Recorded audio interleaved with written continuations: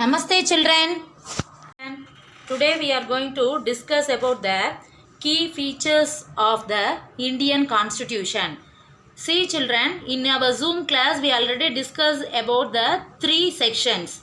Now we are going to discuss about the 4th and 5th section from the key features. So first of all I want to give the brief explanation about the fundamental rights. 6 fundamental rights are there. The first one is the right to equality. The second one, right to freedom. The third one is right against exploitation. The fourth one is right to freedom of religion. The fifth one is cultural and educational rights. The sixth one is right to constitutional remedies. See, the first one I said right to equality. All the persons from our country are equal before the law. That is the important theme from this right of equality. Then this means that all persons shall be equally protected by the laws of the country. This is one fine example picture for right to equality. To freedom, which includes the right to freedom of speech and expression and right to move freely and reside in any part of the country. There is no restriction on it. The right to freedom gives the assurance to form associations, especially for the political parties can formed. Right to practice any occupation, or the people can involve in professions or business also.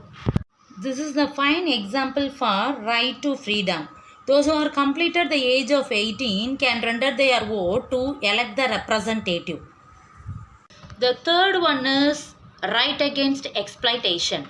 According to the Constitution, there is a prohibition on human trafficking, forced labor and child labor, employment of children under 14 years of the age. See here, the trafficking is nothing but the children, those who are not involving any other sex abusement or any other forcing laborers. The third right is right against exploitation. Our Constitution prohibits the trafficking and forced labor. Then the children, those who are working under 14 years. That's why our government decided to give the free education, not consider the poverty of the children. So this is the very important role for our future plan. One is the right to freedom of religion. Every citizen has the right to practice, propagate and profess the religion of his or her choice. This is the fourth right which is given by our Constitution, mentioned the right to freedom of religion. So according that, each and every citizen can follow the religion as per their wish. The fifth one is the cultural and educational rights.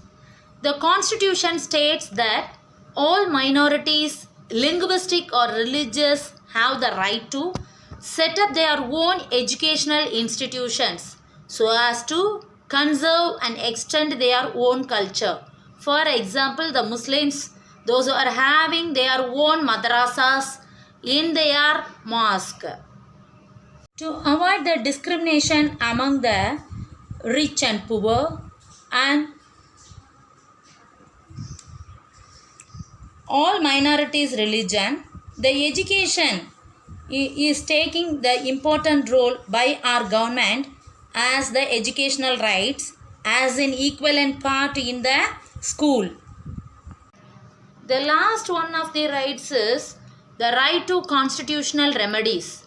A citizen can move the court if he or she thinks that his or her fundamental rights have been violated by the state. See what this picture denoted.